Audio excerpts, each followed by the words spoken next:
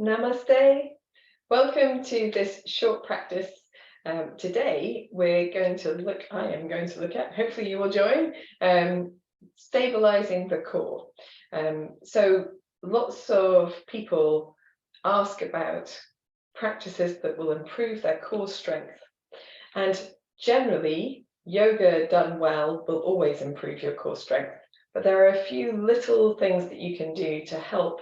And this is a short routine that you can add to your daily practice or your weekly practice to improve the stability of your core, which will help your hips, your shoulders, and your back. So for this practice, eventually we will need a ball. A squashy ball is quite good, or if you've got a really robust balloon, it might do, but we're going to rest our weight on it. I have been told that a Ziploc bag full of air will actually do the same job. So there's no need to rush out and buy one of these. This is the Pilates ball, about half full. But if you've got one, then that's great. And you can put that to one side. We're going to start standing up. I wanted to share with you practices that you don't need to do on your hands and knees, because so often core work is done on the hands and knees, which can irritate shoulders and wrists. So this one is for those of you who prefer not to do that. So we're going to stand with the feet nice and wide apart, a little soft in the knees, and then twist from side to side, keeping a nice little lift in the belly. Want the shoulders to be nice and relaxed, and the arms too, really swinging the arms. And explore here the muscles of your center. So if you're drawing your abdominal muscles inwards and upwards, as you twist, you can feel the sides of the body pulling against each other. So you can feel the oblique muscles down the sides of the body. And if you're pressing into your feet, you might be able to feel the hip flexors switching on here. And you might be able to feel the muscles down the center of the body, perhaps just above the pubic bone as well. In the back of the body, we have core muscles as well. We just tend to think of them as the ones in the belly. But perhaps you can feel the muscles just above the buttocks, across the low back, the center of the back, sides of the back. And this movement is just to awaken those muscles, to release a little bit of tension. And when you're ready, you can come back to center. And in your center, just rolling your shoulders a few times. If you need more of a warm-up than this, pause the video and do that now. So we're going to start with movements that involves the whole of the body. So we're going to roll one arm, but allow the rest of the body to join in. So start with your knees nice and soft. We do this in class all of the time. We're going to make arm movements with the left arm, arm circles, but when you're ready, press into your feet and firm your belly and allow the body to join in the movement. And here, work gradually, but the more you do, the better effect this will have across those stabilizing core muscles. And you can allow your head to move as you move, so the neck is not rigid. We'll do about 3 more of these. Really finding the strength from the feet. A little lift in the belly, maybe a switch on of the buttocks. Last one. Rest your left arm down to your side. Just feel the difference between the two sides. Maybe you can feel some of the effect across your center. And then moving the right arm in circles. Doesn't matter if you circle backwards or forwards. I just like to go backwards. When you're ready, pressing the feet, firming the belly, allowing the rest of the body to join in. And remembering that you get out what you put in. So if you are able to do that, just that little bit more, firming the buttocks, firming the belly, you'll get a much deeper effect in the center of the body. We'll do 2 more. This is one of my favorite things to do. It uses everything. When you're ready, coming back to the center, taking a moment to come to stillness and just give your body that moment to absorb the information you've been given, or it's been given rather. And then I've been doing some work with Julie Martin, and she does this lovely, lovely practice, which is like a side bend that turns into something else. Side bend that turns into forward bends. So we're going to reach the arms wide, and we're just going to begin with a gentle leaning one side and then the other, firm across the belly. Feel what switches on, what's supportive, a little soft in the knees so that you're not rigid or locking the knees. And we'll go side to side just one more time to each side. And then this time we're going to reach up with the arms. We're going to let the left arm come to the left and the right arm to follow. We can twist ever so slightly as we go down, almost reaching towards the feet, soft in the knees.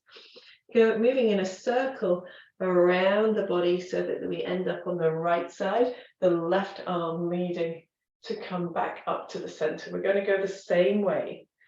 So all the way over to the left side bend, and then a gentle folding twist. Nice and soft in the knees, relaxed in the back of the neck. And then almost like a windmill or a cartwheel, the arms coming up and over. Firm in the center as you go. All of the time. Nice and soft in the knees. You don't have to touch the floor, of course. We'll do one more in this direction.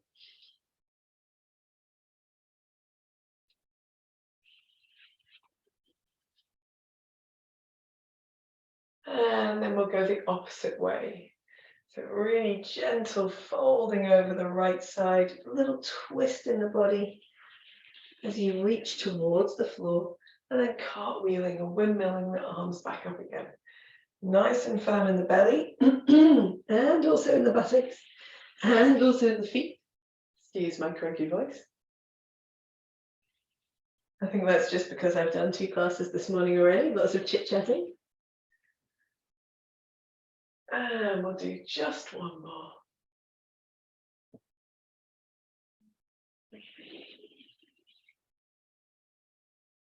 Finishing with both arms up, floating the arms down to the sides, taking a moment, just rolling the shoulders.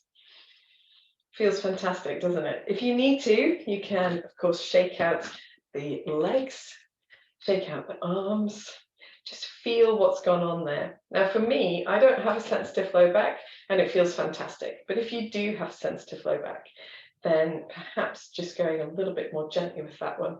It's always worth trying something, but you might want to do it a little less vigorously.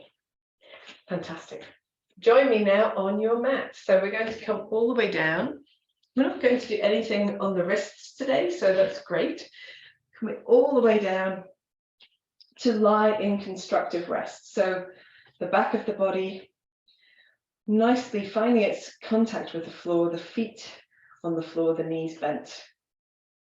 And there are lots of ways that you can stabilize your core, but accessing the deeper muscles is really useful. So we're going to take those balls or blown up bags, and we're going to place them underneath the sacrum, the small of the back.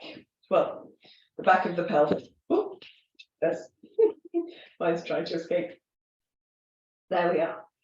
So the back of the pelvis is supported. Perhaps feel that your low back is a little bit supported, maybe even the top of the buttocks, but not too low down, not too high up. So if you have your hands on the front of the hip bones and you slide your hands around, the ball is directly underneath the hip bones. We're going to do a practice called the pelvic clock, which helps us to access the deeper muscles. So the superficial muscles that I talked about earlier are great for stabilizing the core, but really accessing the deeper muscles is where you'll reap the rewards. So here, we're trying to keep the rest of the body as still as possible and very gently do a pelvic tilting. So tipping the pelvis, the pubic bone back towards you, and then tipping away. And you can start with quite a big movement that involves the buttocks and maybe the knees move and the ribs move. And then you want to make it even smaller until it becomes super subtle. And you can maybe feel your pelvic floor engage. Maybe you can feel the muscles below the transverse and rectus abdominis engaging as well. And if you rest your hands on your belly as you move, you'll be able to see that your body isn't jiggling around or shaking or moving. The knees aren't moving, but you'll be able to feel the engagement of the muscles underneath your skin. It's a very subtle movement. In fact, I move relatively quite a lot on this, but just because I have a lot of movement back to front in the pelvis here. But it really is subtle. It might be minuscule so that maybe somebody can't really tell from the outside, but you'll know. When you're ready, you can come back to center. Just relax for a moment, even maybe straightening the legs, giving the feet a little bit of a wibble wobble, and then bringing the feet back onto the floor to stabilize. Again, we're going to do the same thing, but side to side. So we've done back and forwards, we're going to do side to side. So again, you can start with quite a big movement, moving side to side. You can feel one hip lifting, then the other, the knees are moving around, maybe the rib cage is moving around. And then you're going to make that movement really subtle, really small, as if you were trying to balance a marble on your tummy. I don't know where that image came from, but anyway. So really subtle. The movement is all coming from the center. There's no movement in the legs, or very, very little movement in the legs. And it requires concentration. It's quite hard to talk actually and do it at the same time. So just having a bash. And it's okay if it takes you a few goes to perfect this. I'm certainly still in the throes of perfecting it. I've been doing it for about 3 years. And then coming back to center, again, stretching the legs, giving the legs a little bit of a wibble wobble or a paddle, just to ease out any tension from the hamstrings. And we get tense in the quadriceps and the hamstrings when our core is not engaging properly, because those muscles have to suddenly do more work. And that's what can pull the back out of alignment and all sorts of other things. So the reason why it's called the pelvic clock is because we're going to move the pelvis in a circle now.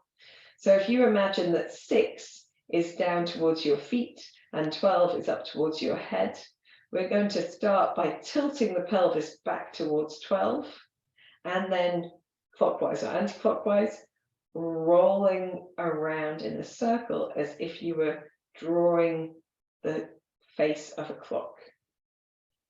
So really, again, really subtle. You can do a more expressive movement to start if it helps, but the idea here is to move so subtly it's almost indiscernible from the outside, but still getting that sense of tilting, rotating, deep core work. And it's slow and steady so that you have a chance to fire those muscles properly. When you're ready, going in the opposite direction. And if you feel fatigued, because this is much harder than it looks, then just resting, maybe doing not so very many to begin with, and then coming to doing more when you are more practiced or develop your stamina. I've forgotten which way I'm going now. Very good. Coming back to center when you're ready. You can here give your back a little bit of a roll on the ball. So just enjoying that sensation across the back of the body, maybe into the buttocks, maybe drawing the ball slightly further up and rolling across the low back, the bottom of the waist, or the back of the waist. Very good. And then when you're ready, placing the ball back underneath the sacrum, lengthening the legs, giving the legs a little bit of a jiggle. And you can leave the right leg extended and draw the left leg in, and maybe float the right foot off the floor, give it a little bit of a bounce. and then do the same on the other side. And you'll know if this suits you or not. If it doesn't suit you, then of course, no need to do that. It's just lengthening out the hip flexors and giving them a little bit of a release. And then taking both feet to the floor, lifting the buttocks just enough to slide that ball out. Let your back come down onto the mat and find that sense of contact so that it can release right into the mat. If you've made it this far through the video and you are done for the day, then that's great. Go for it. And now I'm going to show you some more, I guess, not quite traditional, but engaging exercises for the more superficial muscles of the core, as well as those deep ones. So what we're going to start with is eagle arms crunches. Oh, how exciting. So here, want to make sure that we've got really nice purchase with the low back in the mat. Take the arms wide and wrap the left arm over the right to hold onto your shoulders. And you might want to stay here, or you might want to bring full eagle arms. It doesn't matter which one of these you use. Press your feet into the floor, engage the belly and the pelvic floor, and just gently lift the head and shoulders up. And you can simply go up and down with a little gentle lift, keeping the low back on the mat, keeping the belly muscles engaged. Or if you're really fancy, you can go in circles. So keeping the chest and shoulders, the neck and shoulders lifted, and then just rolling in circles in one direction and then in the other direction as well. Again, keeping the belly muscles nice and engaged.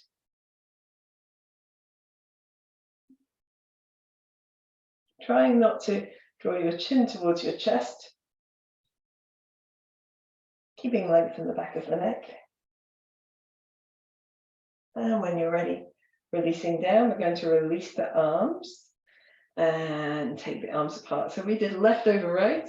We're going to let the back of the head find the floor and gently roll from one side to the other. And then we can do the opposite side. So coming to center, crossing the arms right over left, either holding onto the shoulders or bringing yourself into eagle arms as you choose. Press the feet down, press the low back into the mat, engage the pelvic floor and the belly muscles, and just gently curling up and down. And you don't need to do much here. Any engagement will help. If you wish to, you can roll in circles. And this has the double effect of also giving the upper back a little bit of a massage against the mat, which is nice. And going in the opposite way as well. Keeping that engagement in your core.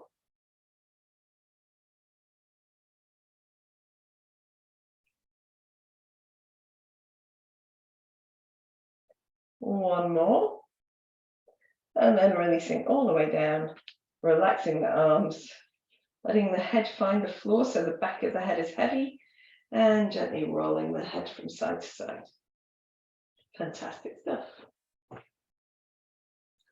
So when you have done this one, you maybe feel it across the rectus abdominis. They're the sort of six-pack just underneath the rib cage in the center of the belly. And so we're going to do something now to move in lower down into the core. So with your knees bent, take the right foot and cross it over the left foot. Left knee, rather, left thigh. So you're almost ready for a figure four stretch or a supine pigeon. We're going to take the arms out to the side, firm the belly, and lift or float the left foot off the floor. So you end up in your figure four stretch, but with your foot up off the floor. Arms are nice and relaxed here because we want the core to be in play. So it's impossible to do this without engaging through your center. But if you want to, you can keep your awareness on that. And then just gently moving your left knee towards you and away. And you might not have very much movement here. That's okay. Bear in mind, this is also quite stretchy around your right hip. And then try a little side to side swaying. Do what feels good for your hip and your knee as well as the core. And then we're going to move in circles. So as you move in circles, as your knees move away from your belly, that's when your belly is really engaged. So we want to always keep the low back on the floor. And then circling the opposite direction.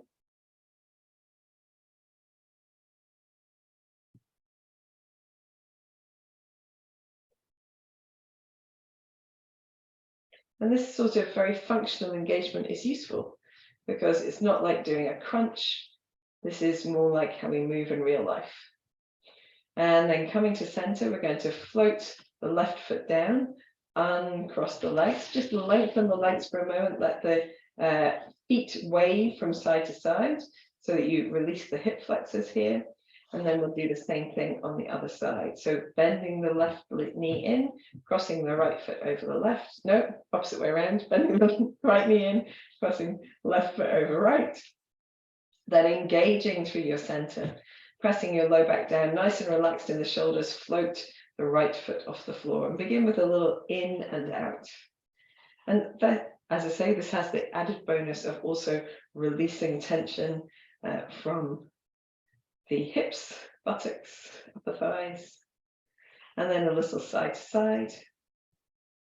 You can see my feet are engaged. My feet are engaged to stabilize my knees. And hopefully that will work for you as well. But if you don't need to stabilize your knees, you can relax your feet a bit more. I find active legs just provides a better sensation. And then gentle circles. And the circling is as big as your strength allows. So nice and firm in the belly. Want to make sure that the low back stays in contact with the mat. Maybe not all of it, but most of it.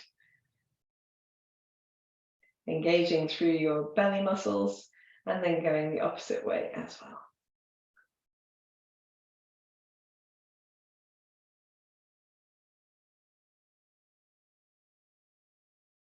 Very good. We'll do one more in this direction. And then floating your right foot to the floor, uncrossing the legs, lengthening both legs out, just giving them a little bit of a wiggle. And hopefully that feels quite nice. You can point and flex your feet so that you get a nice stretch through the legs as well. Coming back to center, we're going to take the feet nice and wide. And we're going to do bridge pose. So here, if you want to, you can press your elbows and upper arms and shoulders down, engage the back of the head down as well, and then firm the feet into the floor, curl the pelvis under so that you squeeze in the buttocks and gently lift. You can go up and down a few times. Practicing in this way, you engage in the back of the body, the muscles that support the back of the body, the core there. And we're going to do one more up and down, and then come up for a holding. And as you hold, make sure you're engaging in the feet, the buttocks, and the shoulders, and then hula hooping. So again, a little awareness of your core, and you can even feel with your fingers as you move around in a hula hoop, the muscles switching on, switching off. We'll do one more in this direction, then we'll go the opposite way.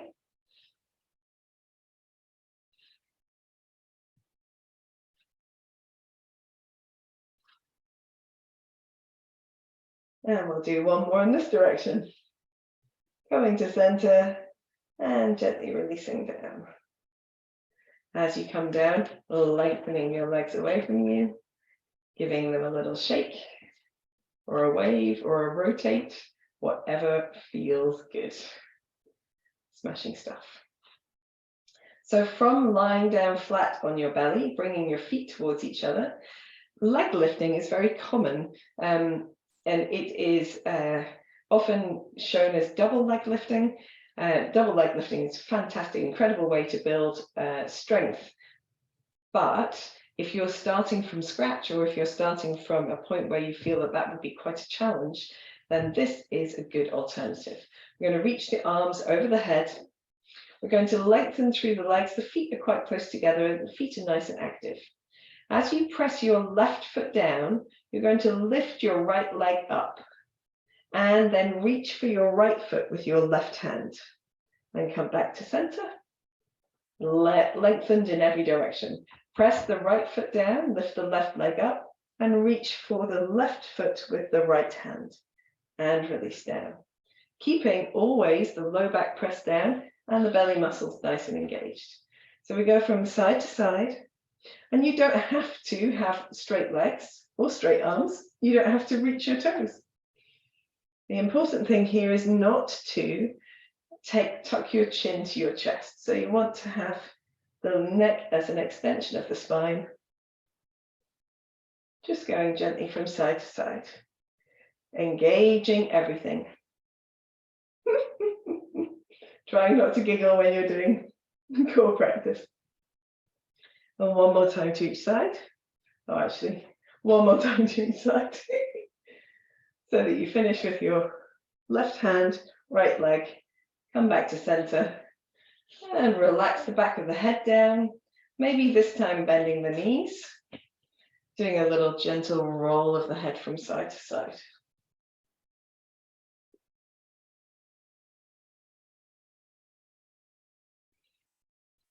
Very good. So, bending the knees into the chest when you're ready, you can draw your head towards your knees and just gently rock through the length of the spine. A little firm in the belly here. Come up to balancing and then roll from sit bones to shoulder blades. For those who don't like to roll, you don't have to. When you're ready, you can come all the way up to sitting. So this is just a quick snapshot of practices that you perhaps haven't done before for the core, and I hope that you enjoyed them. I hope you find them useful. And the more you practice, the more stable your core will be, the more happy your low back will be. Namaste.